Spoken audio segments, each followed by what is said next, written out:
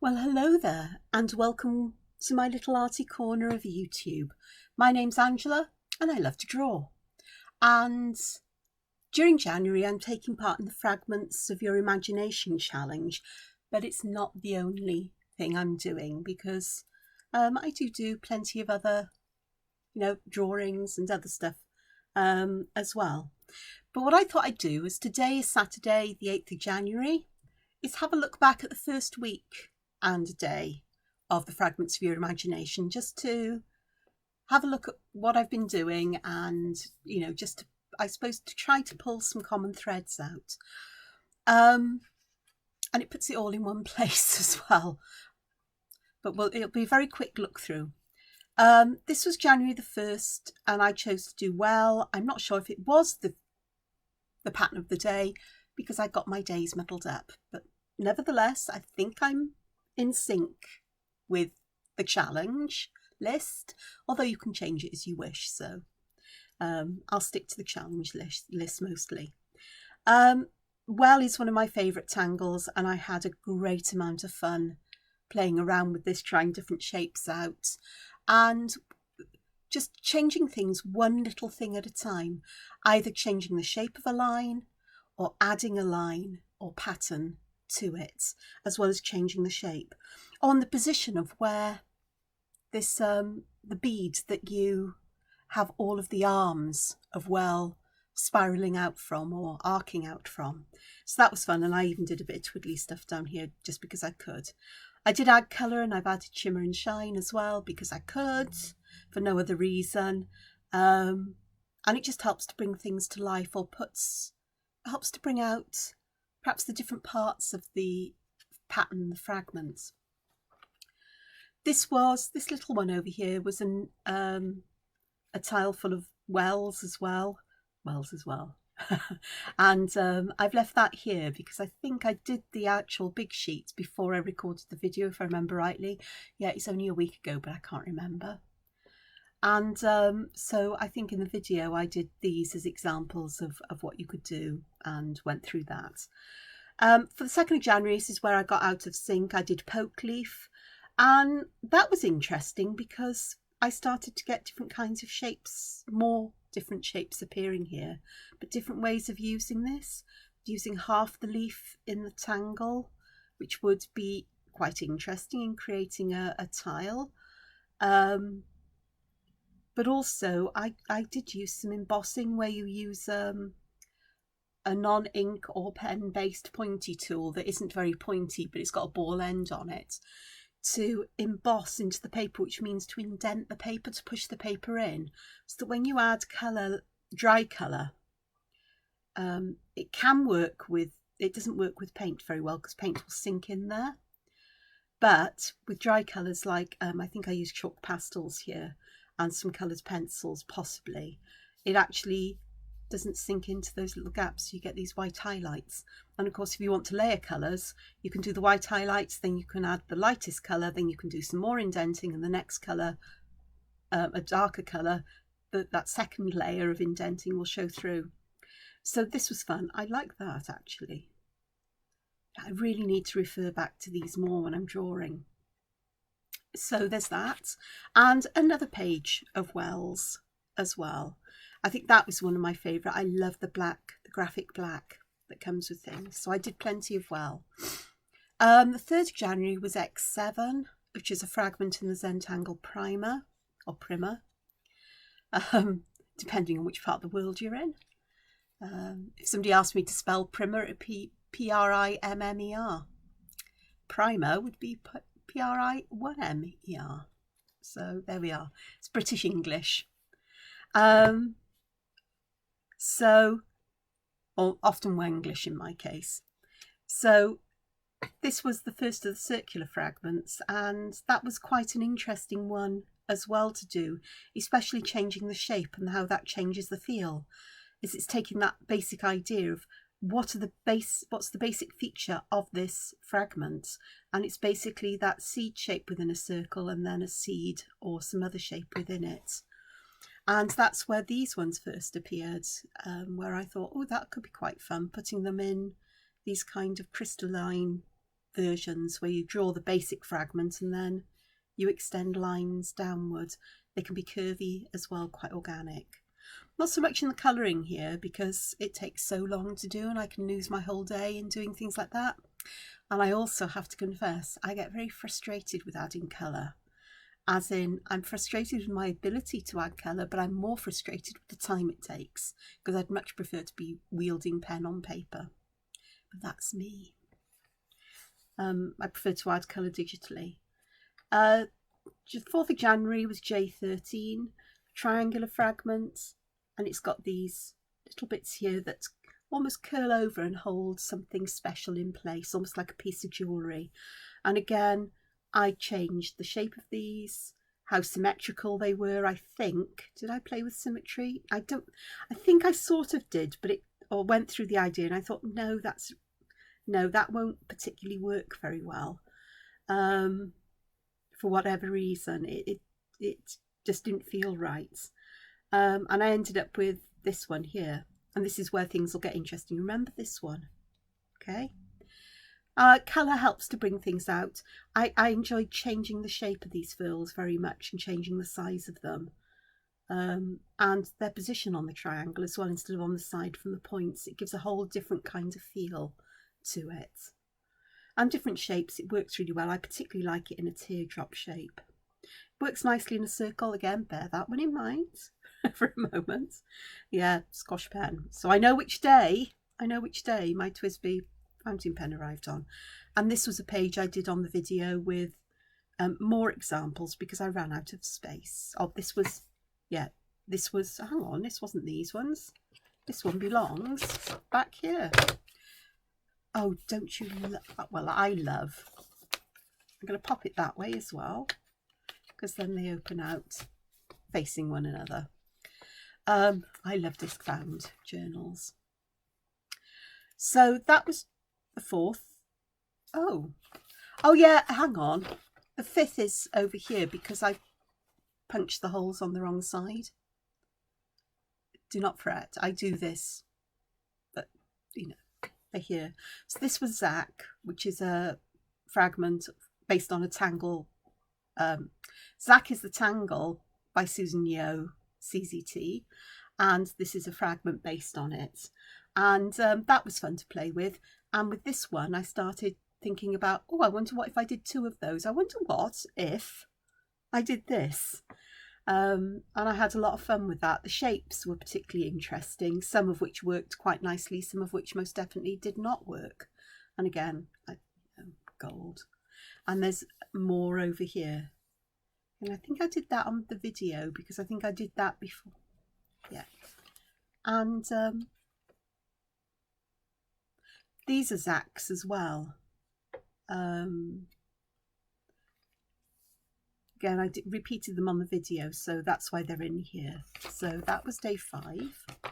Day 6 was fragment D23. And it reminds me very much of a camera lens or a Minty Sweet. And I really enjoyed using Diva Dance to create this very Nautilus kind of shape here. I much prefer just part of it filled with Diva Dance than the whole. But, you know, I did a couple of them within the whole and different ways of spiraling these arms out. But in the whole, I enjoyed this. I also enjoyed this, which is kind of a variation of Tabs by Thomas Padros. I put a dot in there, and instead of using a simple straight, a straight line or a single, simple curved line as an aura, I did these little bumps there, and that changed the feel of it as well. Different shapes. This one got bizarre. It's because really I need to learn to draw things in pencil more, and it made quite an interesting centre of a flower. Crescent moon in these larger sections was quite fun as well. And this, and yeah, I've added some. I don't think I've shown this, but I've added I use chalk pastel and metallic watercolour paints to add interest to these, and it really does help to bring them to life. So that was day 6. Day 7, yesterday's Dream Decks by Debbie New, CZT. It's a fragment based on her tangle. And this is the basic Dream Decks, which has just these S shapes, offset. Bearing in mind, we've had a tangle that's a bit like that here, but it's got pointy shapes there centrally, and these are more offset. And I love this because I love the shape inside. It reminds me of early Celtic, Latene, Anglo-Saxon designs, patterns that are used on art and jewellery and weapons and artefacts and all kinds of things, manuscripts, and but not in the Iron Age, not with Latene, because they didn't write then. That was the Romans brought that over to the UK and to other parts of the world, I suppose, the world at the time. So so this was fun, and it was fun to play with different shapes, different ways of doing things, thinking about how these can be placed, and just using 2 instead of all 3. That created some interesting things. And then we come to today's, which is a fragment base taken from Naida, a tangle pattern by Stephanie Jennifer CZT. And this is sort of the basic one, and yet you can see there's glittery stuff on here. I have a need for glitter. It's another dull, dark, gloomy day here, and it's 2:30 in the afternoon because I did not get up. I woke up for a couple of hours at sort of like 4 or 5 o'clock this morning, and I went back to sleep eventually and didn't wake up till gone 11. So I'm just taking the day as it comes, really. Remember I said, remember some of these patterns, they're appearing here with the variations. So I'm getting variations from different tangles that are seriously overlapping with other tangles, fragments. And I just think that shows how close things are and how much just a simple change can change it into something almost completely different.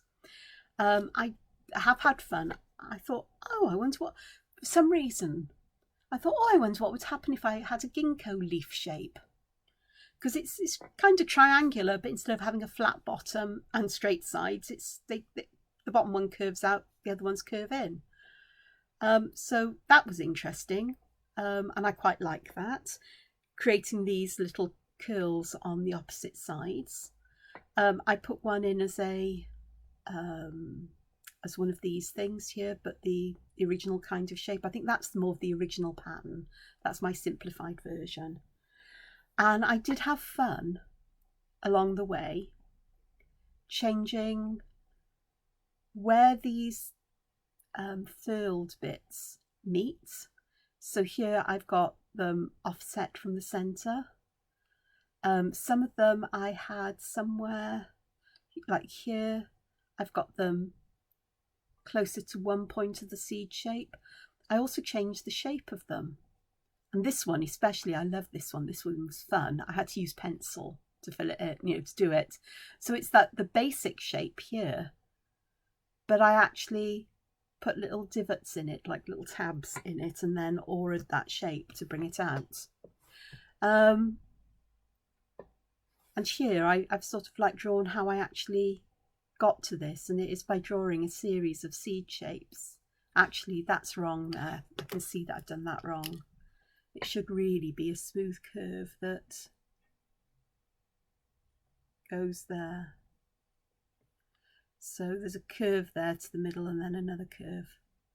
A curve to the middle, and another curve. And that's a way of drawing that. But that was fun. It was interesting to put it into different shapes. And again, it was fun to either join these pieces together or leave a space between them. Remember I said about overlapping things? Oh, where was it? Which one? We're beginning to get shapes like this again, and some others, which is fine by me because I love them. But others, it's this asymmetry that is fun, and overlapping.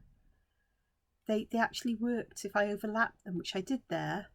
Did I do the seed shape one? I don't know, but it would work.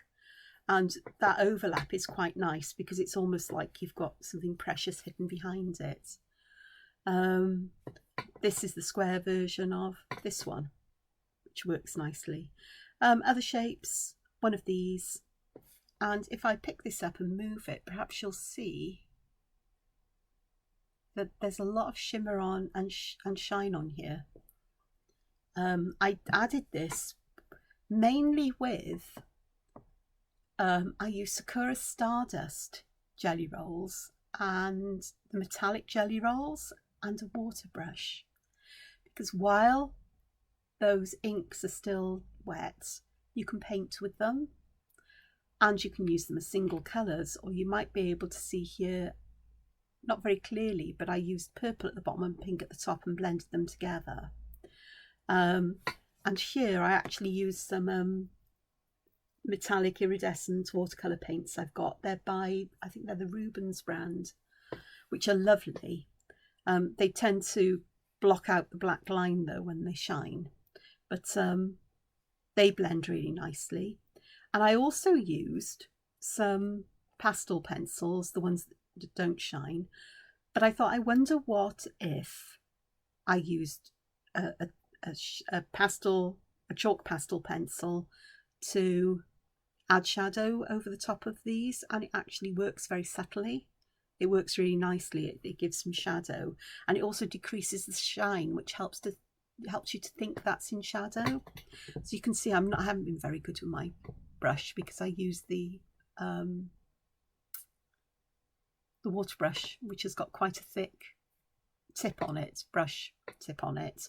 I really should have dug out one of my, the traditional kinds of brushes and some water, but it's a sketchbook. And I keep saying this, I keep having to remind myself, Angela, it's a sketchbook, it's okay. This is learning. But lots of intriguing things. This shape appeared in another, it was yesterday's. And the similarity is that I started with a different fragment, but I ended up with the same kind of shape, which I suppose is to be expected, really. So that was a lot of fun. So I'm not going to draw through these because everything is getting a little bit on the samey side. I will take, I'll make sure that there's an image of it up on social media, complete with the blobby bit, the blobby bits, not blobby bits, what do you call them? The iridescent bits that are on top of the black ink, so that you've got something you can look closely at if you wish. But it really is just playing around. And what I want to do, I don't know whether I'll get it done today, is I'd like to put together a sheet that has, is an amalgamation of ideas and things I've tried and shapes I've used, and just to see how I can take it from there. Do you know what I've realised? I haven't used a heart shape anywhere yet, have I? Or did I? Did I use one in poke leaf? Let me have a look back.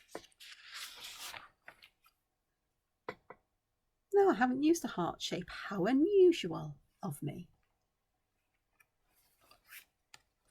How unusual. Have I got?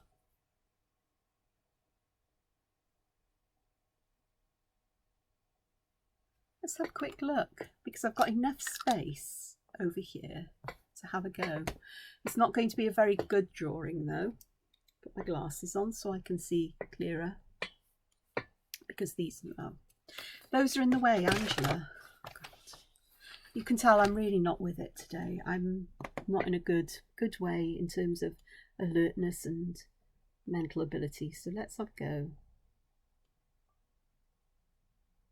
Let's draw a heart. I'm going to put a dot. What I often do, I'll explain what these are as well, is I put a dot where I want these points to go. So I'm going to start from there and go there, and that sort of works, but I'm not happy with these shapes here. So let's try again. I've got some space here. Again, I'll put a dot there, but instead of coming from the top, let's go from more the side, following that line. That's a bit better. So it would work inside a heart, as I'm sure everything else will. Said I'm going to put, I've got to for myself, is to put a sheet together of all the different shapes I've used and ideas and so on. Just one more with a heart. So this one at the top is almost like that shape itself. So we could echo that and then go this way. Not so sure about that, but it was worth trying. Get a bit like that, and then just aura these in the style over there, I suppose. Or what I'd be tempted to do is actually pop a spiral in them, because that's something I haven't done with these really, is to think about how I could do something with them. And popping that spiral in just makes it that more interesting, and can have the end of it coming back down to meet there. So that would work. And if I go up here,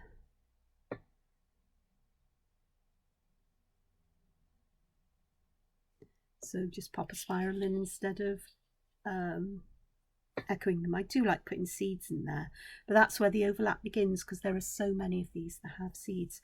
These are how I worked out how I did these, just as a reminder, is that instead of having these dots neatly arranged in the middle,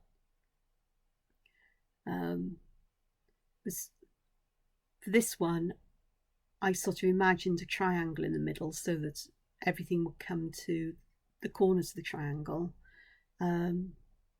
This one I put a dot in the centre so they all came kind of together. With these I wanted some space between, in the middle of it all, and a bit wonky, so I put the dots in first. So it makes sense if I show you what I was doing. Ink dries, don't use your pen. So I'll put 3 dots in. They're not very equally spaced, but I sort of imagine that I'm going to go over here to a space in between the dots, and then there's a space here, and then like this, and then I get this rather skew-whiffy kind of version. It's sort of like it's deliberately imperfect, if you will. So that's quite fun. Yeah. So I think that's about it really for this one. I did have, I enjoyed drawing this, I really do. And I just find it just a lot of fun to do and to get my mind working. My brain isn't working very well, I do have to say that today. Mouth and brain are not in sync at all. I haven't had enough tea most probably yet. But I hope you've enjoyed that. It's quite a short one for me, but a quick flip through, look at what I've done all this week. And then tomorrow I'll start again. But I think I've got a feeling that it's about time I started using these in drawings. So I think what I'll do is I'll stop the video here and I'll come back and I will start a drawing. How's about that? Does that sound okay? Okay, see you in a minute. Well, here we are, I'm back again, and I've got a piece of Clairefontaine mixed media paper, and I've coloured it with distress inks. I've used bundled sage, some evergreen bough, and rusty hinge, just to give it that aged patinaed look on the outside, which I do love very much. And I am going to make use of my lovely pen, and I'm going to use one of the variations of today's fragments that I did to start this off. And I choose sometimes to start in a corner and work my way out, sometimes in the, you know, in the middle offset, and I've got blooming glitter and stuff everywhere. It's crazy. It's not glitter, it's the fine mica powder or other stuff that just seems to come off and get everywhere. But that's fine. Okay, so I'm going to choose to start. Actually, I think I'm going to start with half the pattern off to the side, and yeah, this distress ink really does need to dry. This ink is really it's flowing just a bit too much, but it'd be fine. So I quite like a bold line anyway. So I've drawn part of a circle and I've put that lovely shape here in here. Let me just get this and get my finer version. And I'm just going to use the finer one to add an aura there. And we're going to aura this all the way down. It'll end up a bit like a crescent moon there, which is fine by me. Do a slightly wider one there, narrower one again, and just that part there. And I think I'm very tempted here as well, because this has become quite a dense pattern, is to pop an aura around it, just to help it separate it out from any of its neighbours, because I am likely to draw a couple more here. I'm going to draw the aura in first for the next one using my finer pen, and then I'm going to go back to because that's the extra fine. This is just, this one I've got in my hand is just the fine, and I will just wipe this off because it may have picked some bits up from elsewhere, which is why it was drawing perhaps, no, but it's a bit better. So again, I've only got part of a circle here, so I'm going to choose a space, a place where I'm going to, let me have a look. So if I think of this as being more or less the centre of the circle, so I'm going to draw that shape there, and then I will have a bit of one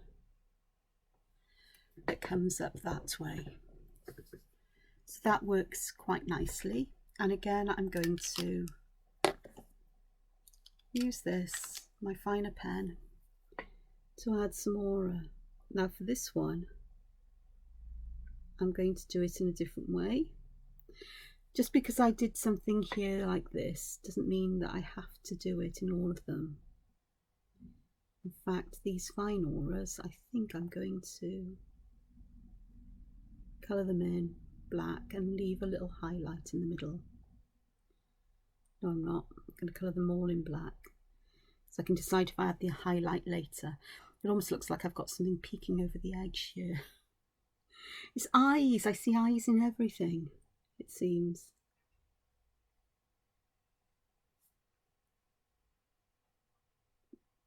There we go. And I'll just add a second aura here. And then in this part, I am going to pop print on lots of little spirals.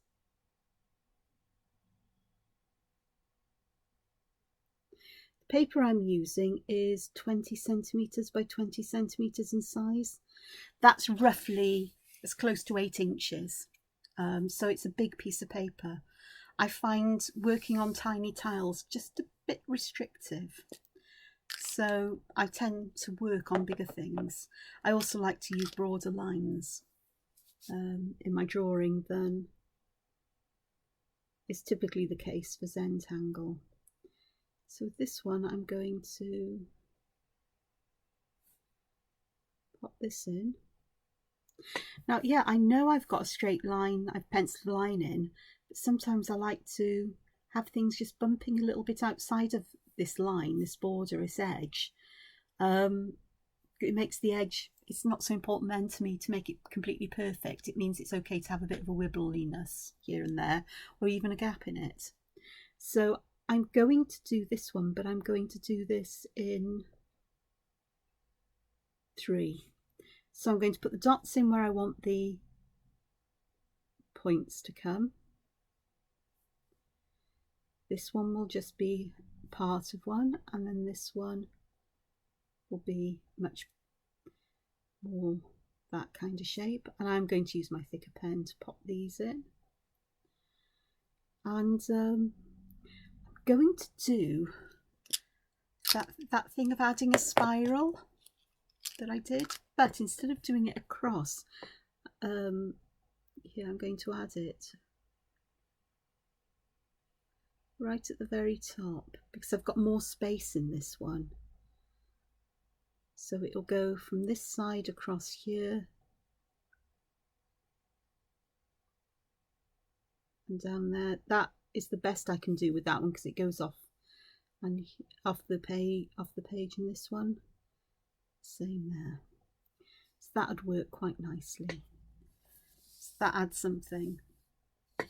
And with these, instead of filling them in black, I'm just going to add simple lines. No breaks, no gaps, just lots of parallel lines. So that'll work nicely. This bit in the middle, I'll come to it. Part of me wants to use pen to put pattern in, and part of me wants to add or use a chalk pastel at some point, so I shall see how I feel.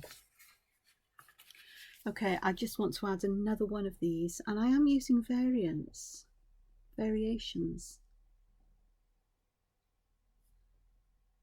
So in the same way that, you know, no two seashells are exactly the same, none of my variants are going to be exactly the same. So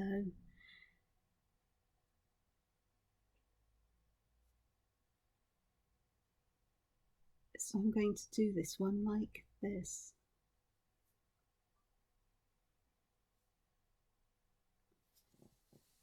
Which is an offset version. And so I'm going to pop an aura inside these shapes.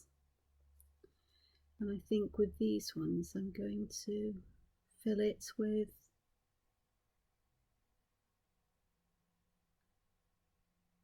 circles to give that texture. Okay, so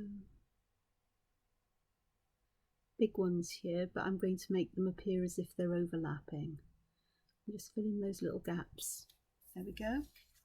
So that's quite interesting. And then what I will do at the top here, I think I'll put a spiral from this side, and then one from this side which doesn't quite reach the top. So it's a bit asymmetric, and that's fine as well. That's deliberate. It wasn't an accident. I deliberately did it that way. So I've got 4 here, and you know I've got a particular fondness for things that come in 5s, or rather odd numbers. So here I'm going to do more of a seed shaped one, just to make sure that I refer it back to the original kind of tangle.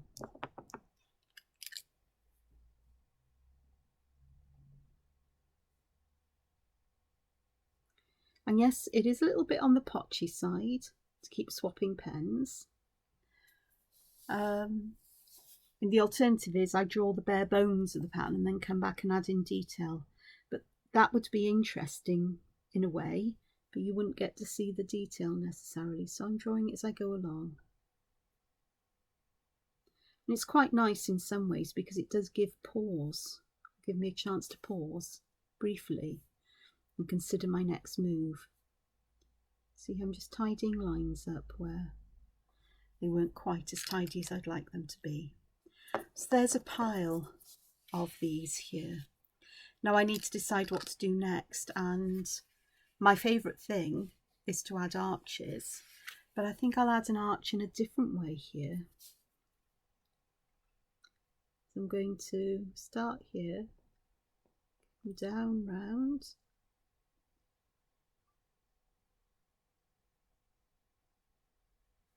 and I'm going to use a spiral shape and turn it into a muka,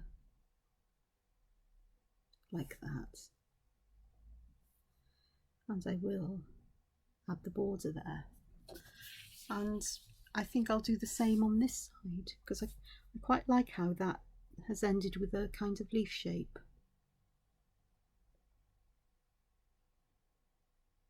So I go around, stop, quite a bit of an overlap of this line, so you know it's quite a fair overlap. It's not complete all the way round, as it were.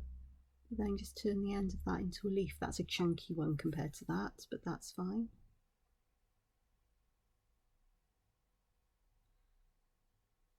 I'll add that, and then add that. So that's beginning to build this up. I need to be aware that this ink is going to be damp for quite a bit, because this pen is putting an awful lot of ink down on this paper, and I do think it's got something to do with the distress ink. Okie dokes. Next job.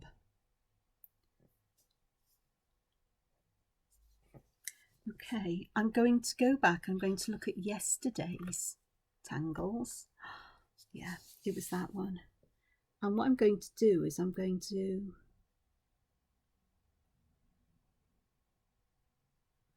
pop some of these triangles.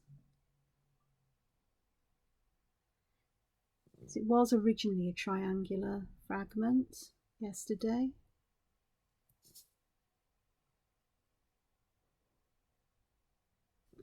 So I am just dotting them around almost in a semicircular formation as well. And I can add other things in a moment, but I'm going to use these in this way.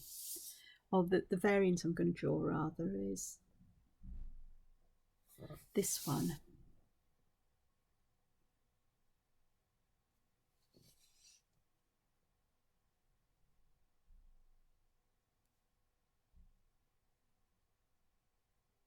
Where the S shape ends up in a spiral.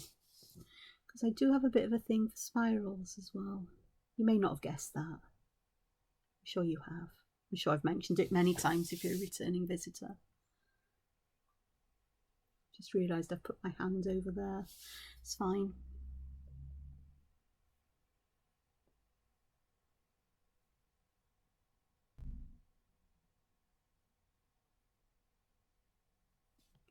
So some of them are mirror images, as I've got these lines going the other way around the shape, and that's fine. And the other thing I would like to do is, now I've done that, is I am going to stick an aura around them.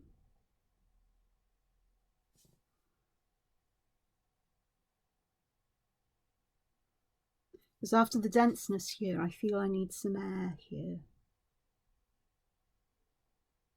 And I'll show you what I mean in a moment, because my head is going with this idea.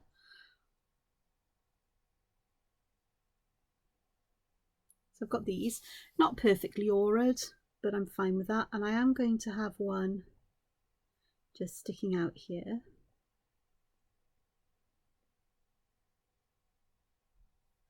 So that's a partial one. And I think I may need, I'm going to need something here. And I think what I'm going to pop here is, do you know why I want to do a shape like this? It just came into my head and I thought, okay, let's go with this.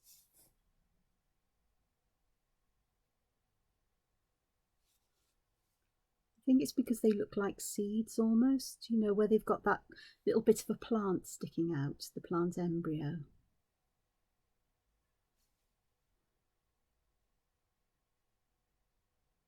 And there is going to be method in my madness here, honest.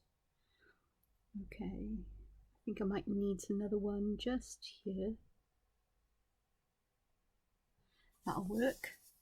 And then I'm going to use this as, I'm going to do a Morisot variation. Morisot is where you've got the shapes and they're joined by lines to create a network.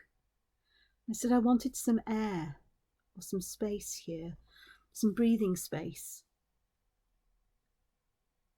next to that very, well, quite dense patterning on Nida pattern. So I'll get that by doing something like Morisot. I could have used something like Nzeppel or any other quite open tangle, but I thought Morisot would be fun because I've got these, I can use fragments instead of the stone kind of shapes.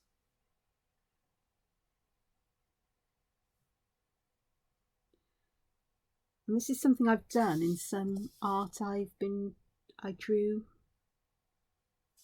over the past couple of days. I think I showed it in yesterday's video when I've decided how I complete it, whether I leave it as it is or whether I add some chalk pastel shadowing colour. I don't know quite yet. We'll pop one of those in there. And I'm going to pop another one in here just for this. For some reason I don't feel I want these to connect with these Nida fragments. Okay, so this one needs a connection there, but it also needs one here, I think, to neaten off this shape. And I'm going to add one here as well. And I think the same here. It's just neatening the outside of this area off. And so that's the start of my drawing. It's taken me about, I don't know, what's it, 18 minutes, 19 minutes to do. And I do want to do a lot more. And I do draw very quick. I do. I don't mess around. But I wanted to show you that how I use them, and perhaps an insight into the way my mind thinks. And I wanted to share with you as well this variation of Morisot, which is one I did not make that connection with when back in Inktober, when I was doing the Tangle pattern fragment, was that use of fragments here instead. And I think that's fun and interesting. There's a lot more work to do on this. It's just the bare bones. I mean, I've got all the rest of the page to do, but it's a start. And I quite like having this here, and I could create an aura around this. And part of me is going out, diva dance, diva dance, diva dance. And part of me is going, no, you're not, no, you're not, no, you're not. So I don't know, you'll have to wait and see. So I'll say thank you for joining me. I hope you've enjoyed both parts of today's video. And I do hope to see you returning again. So thank you ever so much for all the likes, all the shares, all the comments, the subscriptions. It's very much appreciated. So take care of yourselves, find time to be creative, and I'll see you again soon. Take care for now. Bye-bye.